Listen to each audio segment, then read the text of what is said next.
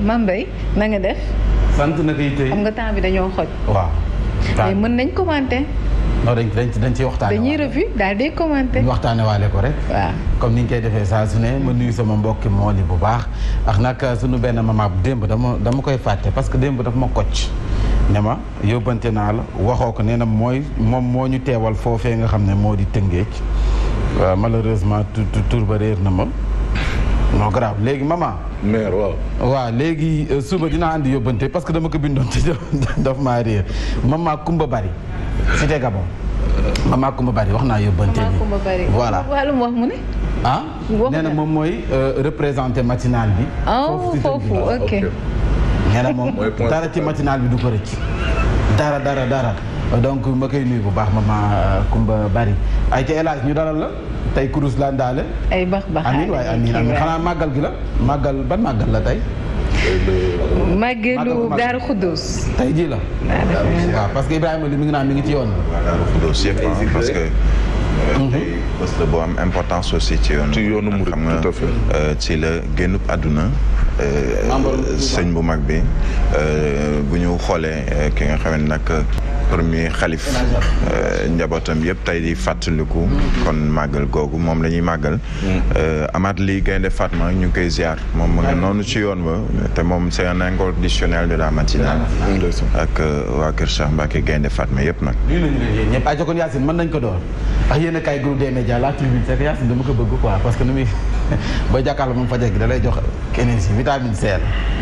yéen te ñi ma signé dafa bari man chaque jour ma jot ay menaces ci Yacine yéen a kaay groupe des médias dafa ñëw ci président Macky Sall ak ñi ko wër ndax nag ànd boo gis ne wax fa dëgg neex yàlla da ngay ànd ak ñi la amal njariñ doo fee de intérêt sax mais ànd boo gis bu rawatina ci wàllu politique da ngay ànd ak ñu la amal njariñ léegi laaj bi daal di samp président Macky Sall ak ñi ko wër Aminata Mbengue Ndiaye ndax amal na ko njariñ am déet bu ñu waxee Aminata Mbengue Ndiaye mooy parti socialiste Aliou Ndoye parti socialiste Moustapha Niass AFP Idi réew mi bés du ñàkk Jamil wax fa dëgg neex yàlla ñooñu bu fekkee dañuy ànd ak président Macky Sall ay yóbbaale rek ay yóbbaale ma képp lañu daanaka daal peseetuñu dara ajatuñu ngooñ la ñu daan tekki bu njëkk ba tekkeetuñ ko ci wàllu politique doole mobilisation parce que bu ñu woote woon grand théâtre yaakaar naa ne rangé bi si kanam rek mooy fees ndax dafa mel seeni militant dañ leen wan ginnaaw da samay kàddu nag yéen kay moom moo ko wax ne nañ sans apport maanaam Aminata Mbengue Ndiaye Aliou Ndoye Niass Idi Jamil Sidi Jamil Moustapha Sy Jamil bés du ñàkk donc nee nañu wax fa dëgg neex yàlla ay alliés yu encombrant lañu dañ lay xatal ba noppi amaluñ la njariñ réew mi dafa nekk ci comment bu nga xam ne ni yeewu da koo të parti bi di réew mi ñoom ñu ngi nelaw tëw a yeewu da ngay xandoor ba léegi wax fa dëgg supervision bu nga xam ne nii bu daanaka ñoom ñu rucc ko sax ñu dee moo gën comment boo xam ne nii sori na lool am ñoo xam ne nekk comment 10 ans wala 30 ans yu nga xam ne nii seen i mbokk dañ naan nañ leen ko rucc rek ñu noppala ko donc comment profond la parti bi di réew mi nekk lu samay kàddu yéenekaay bi wax PIT moom ñi ngi seen safax 8 ans crépuscule daanaka ñoom dee nañu ba noppi fu mu nekk nii daal def saxaa witta ak ñaanal leen ñaanu naan fukki lixlaas ak benn ñu fi daaw leen dafa leen fukki lixlaas ak benn ñoom daanaka daal moom dañuy exister nii rek que de nom waa parti bii di PIT bésu ñàkk moom wax fa dëgg neex yàlla dafa soxla vitamine C vitalité bésu ñàkk cawarte la ñuy teewoo am na njambaan yi nga xam ne gars yi ñu ngi koy utiliser faw ñu jox leen ko ndax ñu gën a njafaan voilà faw ñu defaral leen ko parce que nag seen xadar faw mu yokku ñoom jinjeer waaw dañ leen defaral jinjeer laaj limon ak limon yaay dafa ragal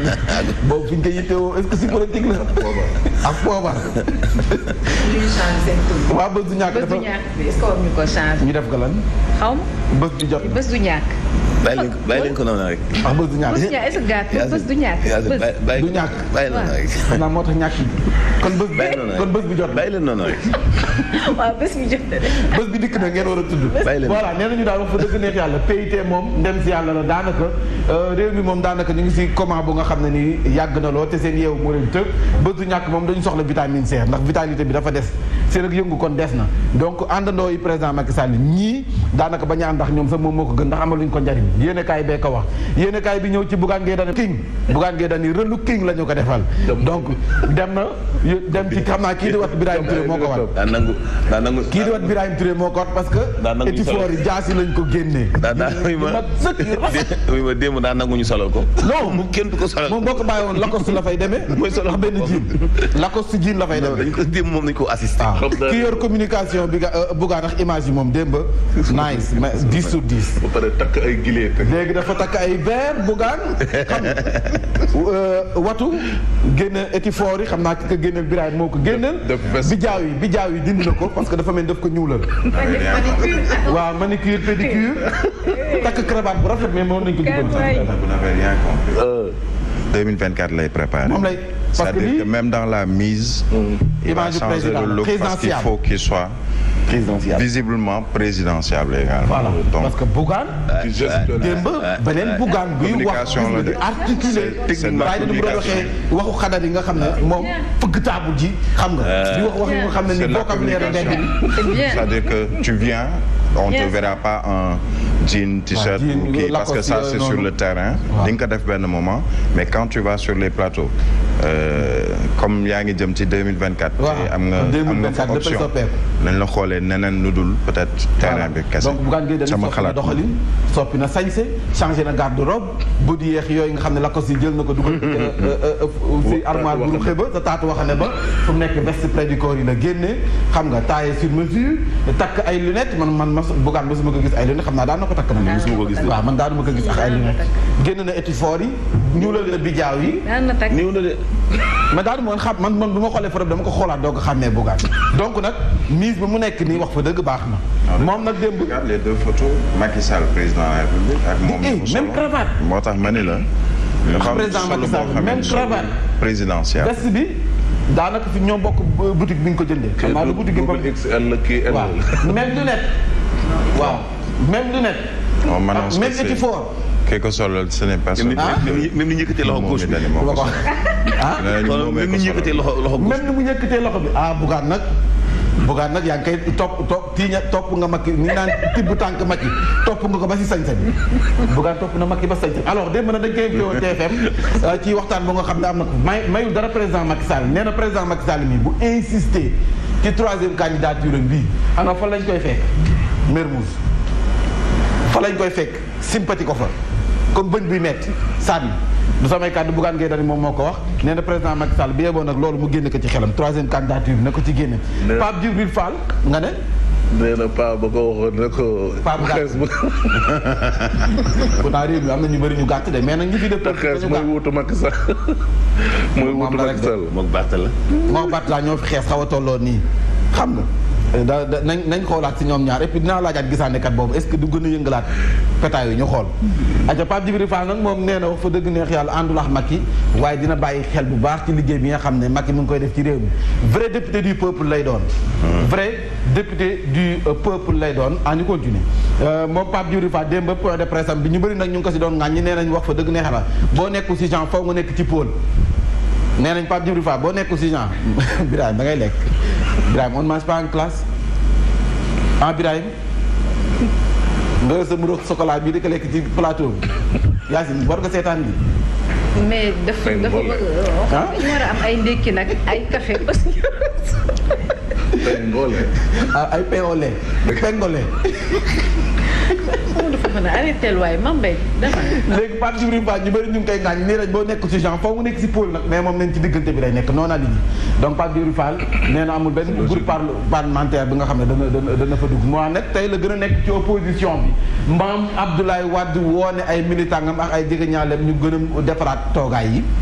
yokkaat mobilisation bi wàccuwaat si terrain bi fekk ji seen i militants yi yokk ko ndax nag fi mu jëm dafa laaj renfort fi mu jëm moo di 2024 moom la maan jëm ndax nag nee nañu seen candidat dañu bëgg 2024 bu gagné li nga xam ne moom mooy présidentiel bi kuy seen candidat Karim Meïssa Wade donc moom la ñuy xàllal yoon fu mu nekk nii waaye nag moom nee na ñi nga xam ne ñooy jaxase xelu askan wi jëm ci coalition Yewwi Wallu nañu ko bàyyi te xam ne du jàll ndax nag coalition intercoalition Yewwi Wallu boobu li taxaw ñu def ñu xam ne yow ku ma dëkk mu xew c'est man si naa mu ko café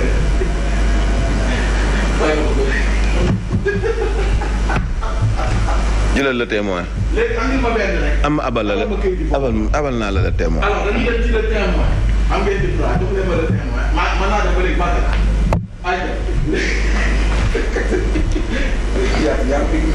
ah. mam tës a ngi ñuy xaar acci dóora la témoin. léegi ma abal la direct news. après nga jox ma ko par benn. alors le témoin nag dafa ñëw ci am lu am solo laata ñuy ñëw ci Mame Boye Diao bi nga xam ne nii faw ñu waxtaanee tong-tong ga sa Guédiawaye ak Mamadou Fofana. waaw Aliou Lo président bu mouvement Sénégal conscient El Hadj lii nag xam naa la soxal la. nee na OGM yi ñu dugal ci mbay mi. dañ foog ne loi bi muy jàll assemblée nationale OGM bi nekkul Sénégal nee na mi ngi Sénégal dugg na Sénégal ba noppi. moom Aliou Lo nee na si nan la duggee Sénégal di ngeen gis jékki-jékki ñu dagg benn mboq nga xam ne ni muy taaroo jéggi na dayoo. doom yi na muy toog doomu gerte su nga xam ne nii ngan di doomu gerte wala ñu teg la sa ñetti doomu gerte si biir nee na OGM bi dugg na ci nan la duggee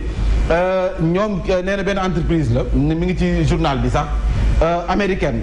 ñoom ci boppam ñooy ñëw fii ci Sénégal jënd semence bi nga xam ne moom la béykat yi yor bu ñu jëndee semence bi. imposé leen ñoom seen semence OGM bi nee na OGM bi nag boo ko bàyyee ba dugal nee na bu saxee gañ di doomi gerte am de waaye seulement problème bi mooy dootoo ko mën a utiliser waat ngir jiw da ngay obligé à chaque fois dem di jënd ci moom te nee nañu nag am na danger. OGM am na danger. dafa nekk lu nga xam ne nii tey jii mën na def lu nekk ci yaram moom nii di Aliou Lo nee na nag bi ñu koy jàllale si assemblée nationale est-ce que acteurs yi boole nañ leen maanaam baykat yi dëgg est-ce que woo nañ leen laaj leen seen xalaat ñoom daal dajale nañu si assemblée nationale defal seen ab loi te alors que ne ngaañ-ngaañ dëgg la nag semence bi ñoom ñoo koy ñëw jënd ko ci semence bu baax bi ñoom ñoo koy jënd fexe ba récupérer ko ci baykat yi imposer leen semence artificielle bi maanaam OGM bi bu ko defee nag boo ko bayee benn yoon man di la ngan di doomi gerte wala ngan di doomi mboq yoo xam ne nii daanaka boo xoolee da ngay kontaan mais bu lekk rek nga ci mën mënoo ko utiliser waat ngir jiw ndax boo ko dencee waxtu jiw ba bu jotee da ngay dem fekk mu yàqu ndax artificiel la moom nag Aliou Lo loolu lay dénoncé moom président bu mouvement Sénégal conscient. alors contrôle dafa la jàngat nag. dafa la jàngat OGM. say ni ñu koy woowee nii ñàng na mais OGM yàgg naa am. génétiquement modifié te ci réew yi développé yi dañu lay proposer alimentation lu bio. OGM yàgg nañuy jëfandikoo xeet yu mel noonu xam nga ginaar guy am ñeent fukki fan ak nangam. am 2 kilos nga rey ko lekk ko benn nag bu lay génneel 10 litres ci suba gi wala 5 litres ci suba gi ndax aliment bi nga koy jox lan moo nekk ci aliment ba xeet yooyu nag wax dëgg yàlla yàgg na fee am question da nag yaay wóolu jëfandikoo wala nga ñàkk wóolu jëfandikoo ku nekk xam nga am na yenn ginaar élevage yi nii doo leen yar pour ñuy produire dañuy mat rek nga rey leen jaay muy poulet de chair xeet boobu dong la dañu génétique bi la ñu modifié ni mu amee ci animal la ñu koy defee itam ci jiwu xool kii ba cosaan ba germe ba après modifié ko mais yàgg naa am moom nag li mu déploré bu ñu ko modifié ñoom semence bi nga xam ne moo nekk fii ci réew mi au lieu ñu bàyyi ko wax ñoom déedéet dañ leen di imposer semence artificielle de ce fait que yow bu ñu récupéré semence bi nekk fii bu baax bi ñoom boo demee ba nga xam ne bay nga ba pare si semence si OGM bi boo paree boobu noonu moom mënatoo ko utiliser waat lu lekk au lieu mu mën a nga mën ko jiwaat nee na mënul ne loolu noonu nañ ci bàyyi xel bu baax kon ab jàngat la nañ ko jàngat poulet de chair nañ ko jàngat boo ko jëndee xalaatoo ci mu neen di la boofal da ngay yar rek mu mat nga rendi yàpp kon jeex na ñu waxtaane kon ba tey le témoin Mame Boye Diao de fu mu nekk nii contrôleurs yi ak inspecteurs yi impôts yi domaine yi fu mu nekk nii dañ ko déclaré la guerre lu ko waral nag moo di 4 hectares yu nga xam ne dañ leen ko joxoon ñoom seen syndicat bi ngir ñu ne dogat leen ko jox leen ko loolu la Mame Boye Diao jëlaat lu tax maye nangu mais loolu mooy léegi nag yéene kaay bi nee na xam nga lu tax def nank nag balaa ngay non parce que dama ko xam la fa da nga xam la xew sa kii syndicat contrôleur impôt et domaine dañ leen joxoon 4 hectares non dañ leen fa jox 4 hectares nee nañ kon sa Guédiawaye la sa mais ba président génnee décret amul fa benn fu ñu wax ne ne ñoom ci seen bopp dañ fa am 4 hectares loolu benn la ñaareel bi mooy ñoom mënuñu ci dëkk bi li xew fu baax fu ne ñu ne ñoom nañ ko jël def ko nagu tong daggatee ko ñoom waa syndicat impôt et domaine ne ñoom dañ koy jël dëkk fa pourquoi Guédiawaye gële nga xam ne nit ñi ñi ngi jànkoonteel problème mu luyaas ñi ngi jànkoonteel ay problème mu inondation ba léegi amuñu fu ñu dëkk ñu bëgg a jël littoral bi tongee ko jox ko ay nit ñoom ñii nga xam ne macha allah ku ci nekk ku ne yaa ngi ci condition yoo xam te ne nii wax dëgg yàlla presque namoo dara ba pare jël ay terrain encore joxaat leen ko ñu fay dëkk léegi askanu Guédiawaye ñoom nan nañuy def ñoom néew di doole yi nan nañuy def après ci ñoo xam ne am ngeen avantage yu état bi ba doyal. en tout cas mais est-ce que loolu doom day est-ce que loolu mooy objectif nangu ba. non objectif nangu bi président ak Abdoulaye Daouda Diallo wax na leen ne foofu suuf si dañ koy jox waa Guédiawaye ñu tabax ci ay tali tabax ci ay poste de santé tabax ci ay école def ci ay infrastructure yu ñu nga xam te ne waaw non fa laa jëm si bu weesoo loolu benn partie bi dañ koy def li nga xam te ne nii moom mooy ay logement dañ koy dagg ay terrain jox ko ñi nga xam ne ñoom ñoo fa nekk jox ko waa Guédiawaye léegi ñi seddu woon ba noppi nag ñu seddu woon ba ñu seddu woon la ñu ñamoon ba pare ñu jotoon na ñam non ñu jotoon na ñam foofu xam nga bu loolu sax beneen problème la il faudrait que enquête parlementaire fa laa jëm yéen a bëri problème ci suuf seen armée clôturé ngeen il faudrait que armée mujj nañ ko clôturé bu Guédiawaye mais ba léegi nii ubbeeku ba léegi armée di Guédiawaye ba léegi nii kon da ngeen ni àbbi Pikine ba léegi non fa ni ñuy suuli ba léegi Pikine ba léegi ñu jël fa foot 1 seen foot 2 jox daggatee suuf si jox nañ ko ku leen neex actuellement léegi population yi ñoom ñam loolu il faudrait que enquête parlementaire am tamit ci bande filao yu Guédiawaye ok am problème en tout cas daal ñoom fu mu nekk nii déclaré nañ la guerre à Mame Boye Diao nee nañ que li nga bëgg a def fi jël 4 hectares woote nañ assemblée générale bu nga xam ne nii xam naa tey Mame Boye Diao du fa doy Bougane Gueye Dany nag ci yéenekaay bi di Le Témoin nee na 30 milliards rek xam ne nii day mucc ayib mojji lay doon ñu jàll ci li nga xam ne moom mooy Vox Populi ak nag Mame Abdoulaye Wade moom jàppale na kon Parti démocratique sénégalais moom mooy première force de l'opposition parlementaire sa assemblée nationale doole ju mag gi daa mel ni kon Parti démocratique sénégalais moom moo ko yor nee na nag takku leen taxaw ndax fi ñu jëm 2024 la dafa raaj renfort Malick Gakou nee na yéen a waxoon ne kon nag naa sóobu pare naa takku naa taxaw te fi ñu jëm moom it 2024 la Malick Gakou nee na jigéen ñi ñoom ñoo ko dooleel yéen a kaay bi dikk na si moom Pape Djibril Fall nee na bokkul ci benn camp du nekku si Massamba nekku si Mademba en tout cas askan wi la fa nekk sa assemblée nationale Guy Marius Sagna nee na baatu l'honorable député jéggal naa leen ko woo dee leen moo woowee mbindaanu Sénégal doo leen moo woowee mbindaan je suis votre mbindaan moom ci boppam Guy Marius Sagna loolu la woote foofee sa assemblée nationale défi bi di xaar président Macky Sall bari na lool gis nga dikk nañ ci ak li nga xam ne moom la war a taxawal muy premier ministre ak président bu assemblée nationale professeur Ndiore Ndiaye dikk na ci laas nee na nag wax fa dëgg na yàlla profil bii gën sa assemblée nationale ngir mu jiite ko mooy bi Aminata Touré ndax nag nee nañu bu dul dara sa nekkoon na élimaani jëwriñ yi waaw nekkoon na élimaani jëwriñ yi te professeur Ndiore Ndiaye bu ko waxee c'est parce que c'est du sérieux professeur Ndiore Ndiaye matière grise la borom xam-xam la ayaasi doomu Tëngéej la doomu Tëngéej la xanaa moom li am xam-xam yëpp xanaa moom xam-xamam mooy las est-ce que moom tey suñu yaay ji waaw ak cër bi ñu koy jox ak ni mu nekkee femme d'état yëpp est-ce que réalité bii ki doon kaas léegi OGM yi li mu doon kaas ci réalité bi ci kaw gi est-ce que maire xam na ko est-ce que maire nan la boobu xam na ko professeur Ndiore Ndiaye est-ce que xam na réalité yi moo yeneen jigéen yi nekk ci kaw gi di dund est-ce que xam na réalité jigéen ñi am doom ci maternité bi Bougane doon teggee pajaas yi barki démb est-ce que xam na réalité jigéen ñi dox 5 kilomètres pour am doom est-ce que xam na réalité jigéen ñi jukki fanweeri mètre pour root ci benn panne doxaat lu toll ci téeméeri mètre pour sotti ko ca ndaa la est-ce que xam na réalité jigéen ñi fanaan ci néegu ñax bu ñu sàqat est-ce que xam na jigéen ñi fanaan di déqi ji ak di dajale ji waaye bu mu ñu defal choix waay Dakar du saf ñaari yoon Dakar du saf casting yi ñuy jënd ini ak di ko fesoo nañ ko bàyyi ki ko war a doon na ko doon Sénégal jëm kanam ki naan suñu coono dañoo voté sanctionné leen Sénégal yi dañoo voté sanctionné waa Benno Bokk Yaakaar c'est la première fois ci histoire au Sénégal parti bi nekk au pouvoir di dirante mbagg ak opposition ci ay députés à l'Assemblée nationale sanction la xam nga moom président assemblée nationale si Benno Bokk Yaakaar léegi Ahmed Aïdara mënut nekk président assemblée nationale Guy Marius Sagna mënut amuñu majorité assemblée nationale mais mën nañu booloo waaw ñoom buñ booloo moo la wax ni du am ñaar mais attention président assemblée nationale mën na génn ci opposition bi waaw démb Moustapha Diakhaté maa ngi koy dégg nee na lépp bu jaaree ci yoon président assemblée nationale mais bu jaaree yoon fee lay génn si non nee na fee lay génn ci mais ñoom ñi di ko xëccoo dafa am ñett ñoo xam ne dañuy xëccoo ci biir APR li jëm ci président donc mën nañ boycotté ci suuf waaw non waaw mën nañ xeexante ci suuf looloo tax ma ne la opposition bi mën nañ jël li nga xam ne moom mooy président bu fekkee ñoom déggoo ñu seen biir oui forcément man sax lépp mën na nekk man sax njortu naa Ahmed Aïdara wala Guy Marius Sagna. lu mën a nekk la. waa Alaaji bu ne titre yi lu mu wax. dañ koy doore ci li nga xam ni mooy Yewwi ak Wallu Abdoulaye Wade nee na leen gën leen a joxante loxo ngir doole ji gën a dëgër ci li nga xamante ni bii mooy opposition bi dafa laaj nag mobilisation gu dëggu wante teewul wax na itam ci liy teel partem nee na am na toogaay lu dëgër lu tukkee ci campagne élection yi ñu weesu ngir wane ni mun naa gàddu élection présidentielle yu 2024 yi ñu dëgmal